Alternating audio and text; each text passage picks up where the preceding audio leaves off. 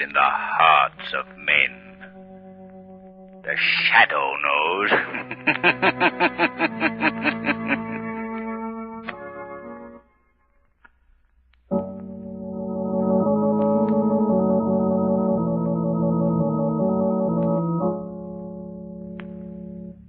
The Shadow, mysterious character who furthers the forces of law and order, is in reality Lamont Cranston, wealthy young man about town. The Shadow uses his hypnotic power to cloud men's minds so that they cannot see him. Cranston's friend and companion, the lovely Margot Lane, is the only person who knows to whom the unseen voice of the Shadow belongs. Today's story, The Inventor of Death.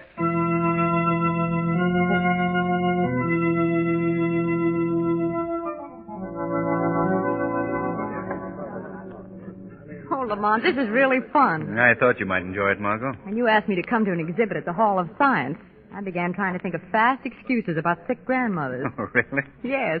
I pictured a lot of stuffy old men mumbling in their beards about relativity or something. I see. This is really exciting. Look, what's that over there? Well, they have a sign up. Let's find out. All right. Demonstrating the scientific marvel of the age. The mechanical man. Mechanical man? That's what it says. It walks, talks, answers questions. Although made of metal, it can duplicate many things that man can do. Oh, come on, Margot, we can't miss this. Oh, Lamont, you've seen robots before. Yes, but you never know when one may be different, more advanced. You know. Well, I'd like to bet this one's no different from the rest. Well, you I can. beg your pardon. I couldn't help overhearing what you were saying just now. I hope that you'll forgive my intruding, but I think if you do go in, you'll find that this robot is entirely different from any that you've seen before. Oh, is it really? You seem to know quite a lot about it. Well, yes, I do. As a matter of fact, you see, I invented it and built it myself. Oh, really? I know I shouldn't be out here in front talking to perfect strangers about my invention, but you see, I'm very enthusiastic about it. Well, naturally. Come on, George. They're waiting for you to start the demonstration. Oh, well, of course, dear. This is my wife, Mr. Cranston is the name, and this is Miss Margot Lane. How do you do? How do you do? How do you do? My name is Olson. Mr. Olson? Well, aren't you coming in to watch? Oh, yes, certainly. I was trying to persuade Mr. Cranston to go in anyway. Wasn't I, Lamont? Why, of course. Come right this way, please. Oh, what a little liar you are, Margot. Yes, I know. Isn't it awful? Well, if you'll come through this side door with me, I'll see that you get a good place to watch the demonstration. Why, thanks very much. And so, of course, here he is now, ladies and gentlemen. I'd now like to present the inventor of this mechanical man, Mr. George Alton. Mr. Alton, would you please step up here on the platform? Thank you. Thank you. Thank you very much, ladies and gentlemen. Before I proceed with the demonstration, I'd like to tell you a little about this invention of mine. This galvanized gargantua is constructed on an entirely new principle. He is electrically controlled and can be operated by this small box here on the table. But he also responds to commands in the mind of the operator, rather than to certain sounds of the human voice, as has heretofore been the method of operation. Now, I'll bring out the big fellow and give you a demonstration which I think will convince you that I have not exaggerated in any way. Oh, Lamont, do you think such a thing is possible? Well, in the realm of science these days, Margot, anything is possible. I suppose so. Lamont, don't you know it's rude to stare? Oh, was I staring? I'm sorry. That man over there in the crowd interests me. Who? The hunchback? Yes. You notice anything peculiar about him? Peculiar? Yes, I'm speaking of his size. Size? What do you mean? Have you ever seen a hunchback so tall? Why, no, I don't believe I have. Now, ladies and gentlemen, I'd like you to meet my mechanical man, whom I have named Henry. Roll it right out here, if you please. Well, speaking of being tall, look at that robot, Lamont. It must be at least 10 feet high. That's right. I'm now going to order Henry to step down from this little platform that he's standing on. Now, you will notice that I don't give him any particular word. I just think the command, and Henry will obey. Now, watch.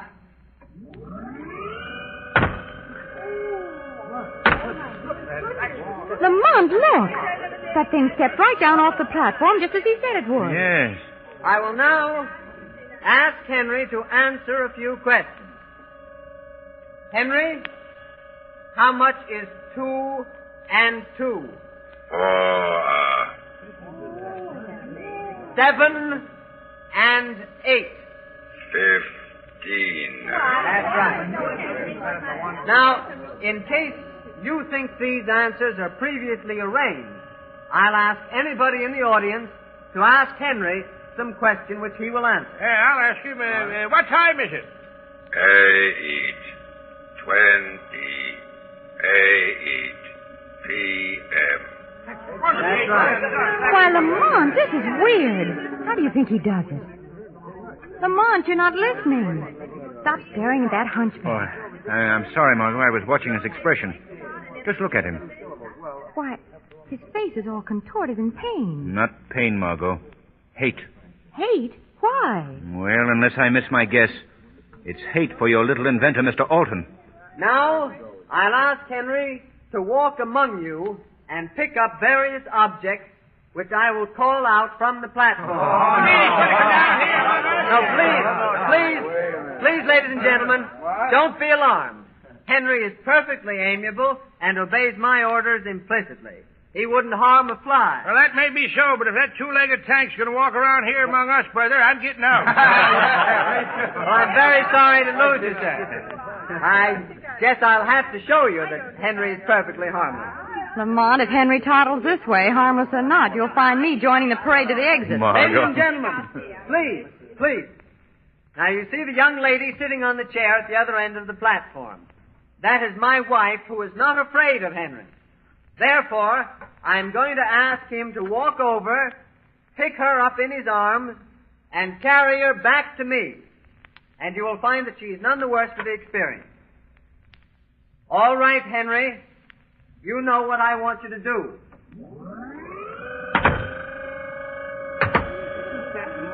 She has more nerve than I have. That robot is almost human in its reactions, Margot. That's right, Henry. Look. That creature is picking Mrs. Alton up out of the chair. Oh, she looks so small and helpless. Come on, I'm afraid. Oh, I don't know why you should be frightened, Margot. Probably done this hundreds of times. See how he holds her in his arms? That's what he's trained to do. And now he walks with her.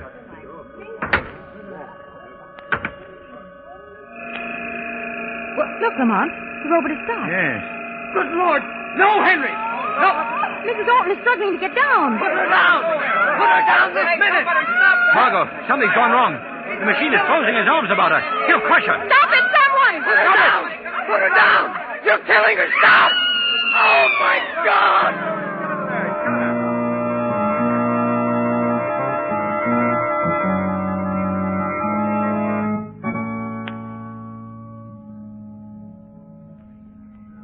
Jim, I've simply got to get out of here. Darling, the police have ordered us to stay here. Lamont, how do you suppose it could have happened? I don't know, Margot. I don't like it. What do you mean? There's something behind all this. Something sinister. Something perhaps for the Shadow to investigate? Margot, please don't ever mention that name in public. Oh, I'm sorry. I'm sure no one could have overheard. You think so? Look behind you. Why, it's the hunchback. He wasn't there a minute ago. But I'm sure he didn't hear me. I hope not. Lamont, look, the mechanical man. It's moving. Yeah, so it is. Its mouth is open. It's going to speak. The shadow must die. Oh, Lamont. Well, I'll be... Lamont, what does it mean? I haven't the faintest idea. Let me go! Let me me go, I tell you. Mr. Alden, the doctor said I you have to don't be care careful. what the Please, doctor sir. said. I don't care what anybody said. I got to do this before it's too late. Please, Let Mr. me Alden. go. Oh, look, Lamont. The inventor's going up to the robot. What's he going to do? He's smashing his invention to bits. The shock has put him out of his head. Margot, we've got to get that boy out of here.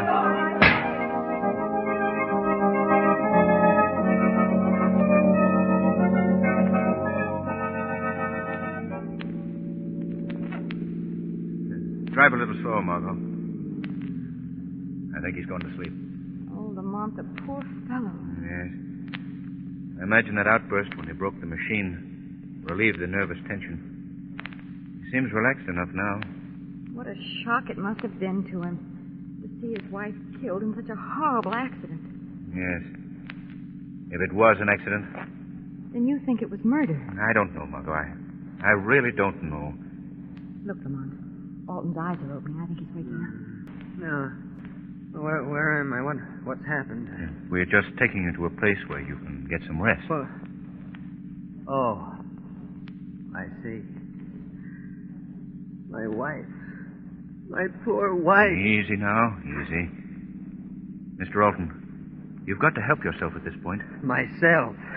What does it matter about me? Mr. Alton, do you have any enemies? Anyone who might be jealous of you or your invention? Enemies? No.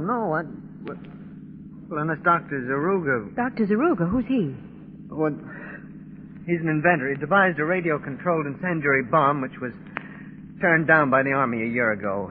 It was too frightful a weapon to use even in modern warfare. Well, what has Dr. Zaruga got to do with you? What? Well, at the time the Board of Science accepted my invention for display, they turned down the robot invented by Dr. Zaruga. He was furious and... Oh, what does it matter now? What does anything matter? Why was Dr. Zaruga furious? He felt that he was being discriminated against in favor of others whose inventions were not as good as his. Made a scene about it. Then went back to his laboratory next to mine on Providence Street and locked himself in. He wouldn't see anyone for days. Oh, I see. One more question, Mr. Alton. This Dr. Zaruga, is he a hunchback? No. I believe he was at one time a high military officer in some European army. He was distinguished by his military bearing and piercing black eyes. Why do you ask? Oh, just an idea. I guess it wasn't a very good idea. Margot, see that car coming? Get over to the right-hand side of the road, Mark. Lamont, something's wrong with the steering wheel. What? I can't control the car. Well, put on the brakes, quick. I can't. The controls are locked. Margot, you've got Look out, we're going to crash.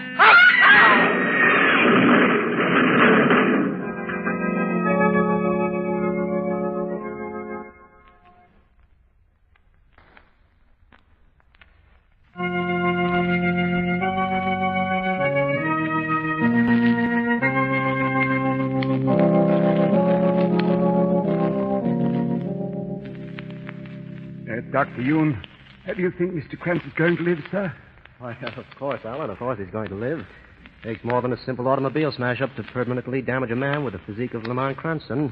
Yes. Even if he has been unconscious for 24 hours. Yes, I hope so, sir. When Mr. Cranston comes to, Ellen, see that he stays in bed and keeps those bandages on his arm. Yes, very good, Doctor. In bed, bandages on arm. I'll do my best, sir.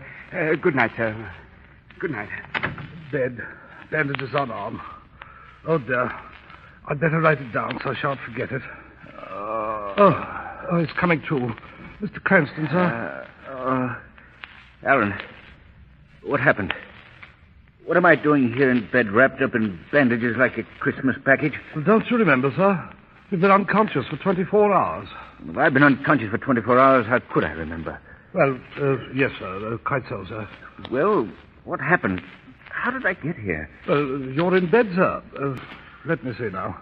Oh, yes, keep in bed, bandages on. Keep in bed, bandages on. Stop mumbling. How did I get here? Why, you were in an automobile accident, sir. Yesterday, your car ran off the road and overturned in a ditch.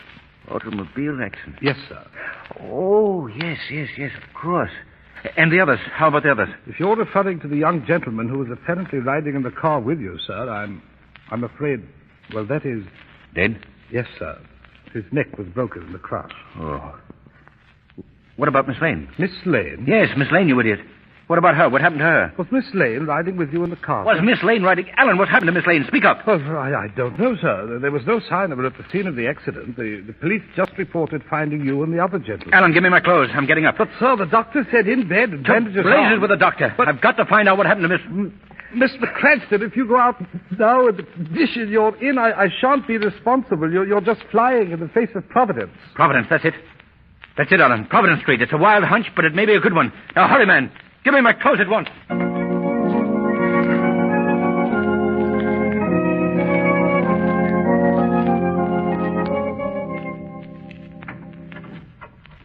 Oh, it's you. Yes, my dear. Dr. Zaruga, your humble servant. You were hoping for someone else, eh? I don't know what you're talking about. Oh, yes, you do, my dear Miss Lane. Why do you keep me here, locked in your laboratory? Why don't you let me go? Oh, you fiend. You inhuman fiend. Inhuman? Perhaps my character deceives you? I think you are being confused by my appearance. My hunchback. Oh. Why, you're not. No. That hump on my back contains the electrical equipment by which I not only control my own inventions, but those of other inventors, who unfortunately are not as brilliant as I am. Then you're not a cripple. No. No, I tricked them all. Silly fools. They wouldn't look at my inventions. So I caused your car to crash off the road, killing that little upstart orphan. I made his robot run amok. I forced it to kill his wife. Oh, you... Now, what do you think of me? I think you're a madman. A maniac. Oh, that poor girl. Seeing her crushed like that. Oh, you murderer. Oh, you still don't believe I'm the greatest inventor the world has ever seen. Well, I'll show you. What are you going to do? Why are you keeping me here? Because, Miss Lane, I overheard you make some reference to the Shadow. The Shadow? Yeah. You see, I have always wanted to meet the Shadow. Meet him on my own grounds. Because the Shadow is the only man who could possibly ever unmask me. I thought perhaps if you disappeared, the Shadow might try to rescue you. Oh, no. But I see I overestimated his powers. The Shadow has not appeared. Therefore, Miss Lane, I am going to slightly alter my plans. I am going to give you a treat. What do you mean? I am going to demonstrate for you a robot I have invented. When you have seen it, I think you will admit that a terrible injustice has been done me. No. No. You will see it. Of course, you may not survive the demonstration. Oh, no. But that can't be helped. As a matter of fact, it's just as well. You know too much about me. Oh, stop it. Stop taunting me. I keep it in a secret compartment. I open this panel. Oh. And there it is. Oh, how ghastly. I admit it is not a pretty sight. You see, my dear, your little friend Alton built his robot for constructive uses to benefit mankind. Mine is for destruction, a weapon for war. Imagine a regiment of robots like this marching against flesh and blood men. How horrible. And now, I will show you how he works. Robot, step forward 3 paces. Oh, no. No, don't. Please. Now, I want you to go to that girl. No. Pick her up, but delicately. No, please, please. Delicately. I want her to see how gentle you can be. First. Now. No. Oh, no. No, don't let her come near me. No. No. Useless, my dear. The place is soundproof. Don't waste your breath trying to run away. The robot is so devised that electrically he can detect a living person. And will follow implacably until he catches up. Or until I give the command to stop. Watch. Stop, robot. Oh, let me out of here. Very well. I'll open the laboratory door.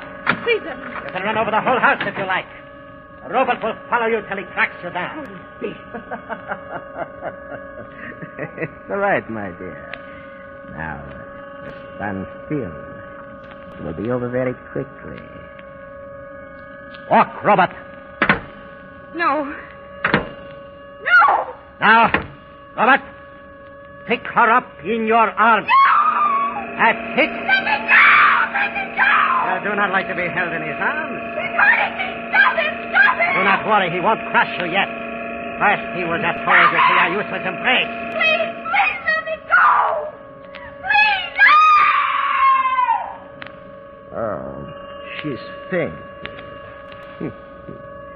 Let her down, Robert. Later you will hold her again. There isn't going to be any later, Dr. Zaruga. The shadow. Oh, you did come after all. I've been looking forward to this meeting. Just you and I in my laboratory. You expected me then? Yes, that's why I kept the girl here. I knew that you would come to us. I see. Very clever of you. I've been waiting to meet you for a long time, Shadow. Meet you and test my powers against yours. Just what are your powers, Zaruga? I am the greatest inventor in the world. I have the greatest mind in the world. That's a modest estimate. You doubt me, then? Perhaps when we are finished, you will think differently? Finished? With what? You will find out. You see that, Robert? He is my servant, my slave, obedient to my every command. He is not bound by human limitations. He can see you, Shadow. He can see you. Wherever you are in this room, he will find you. When he does, I think you know what the result will be. What? You will be crushed. Crushed to bits in his arms. You and the young lady, too. Dr. Zaruga, you've chosen a dangerous game. But let me warn you. Two can play it, remember? You can't talk yourself out of this, Shadow. Robert, find this man. Rush him. I've warned you, Dr. Zaruga. You warned me. At last, Shadow, you've met your match. What avails man's mind against a machine? I agree with you, Dr. Zaruga. So I think we better eliminate the machine. Here, let go of me. What are you trying to do? I'm interested in knowing what's under your coat, Dr. Zaruga. No! Robert! Robert, help me! Let me go. There, your robot doesn't move very swiftly, does he? Now there. Coat off. Well, an electrical control box. Don't touch that box. Don't touch it, I say. So that's your secret, Doctor. This contraption was a hump on your back, which controlled the other robot that day at the fair. Give me that box. Oh, no, Doctor. You think you've gained the upper hand, eh, Shadow? Well, I'll show you. You are still my prisoner in this room. You can't leave here, and you won't ever leave here, ever. Where are your great powers now, Zaruga? I'll show you. I can operate the robot by hand. Keep away from that robot, Zaruga. Keep away. I'll show you. All I have to do is pick up this lever. No, Robert. You misunderstood. Not me. Not me, you fool. Help. He's got me. Let me go. Help. It's crushing me.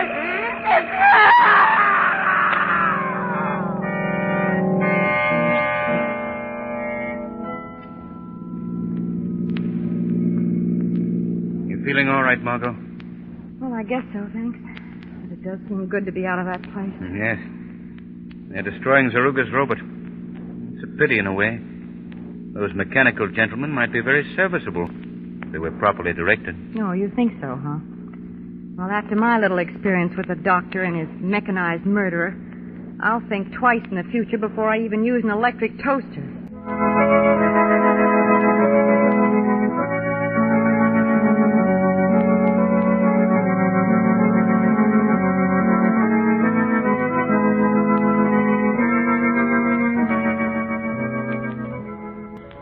Today's program is based on a story copyrighted by the Shadow magazine. All the characters and all the places named are fictitious. Any similarity to persons living or dead is purely coincidental. The Shadow magazine is on sale at your local newsstand.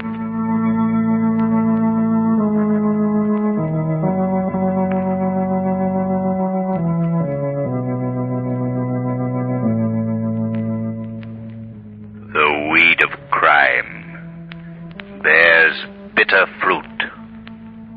Crime does not pay. The Shadow knows.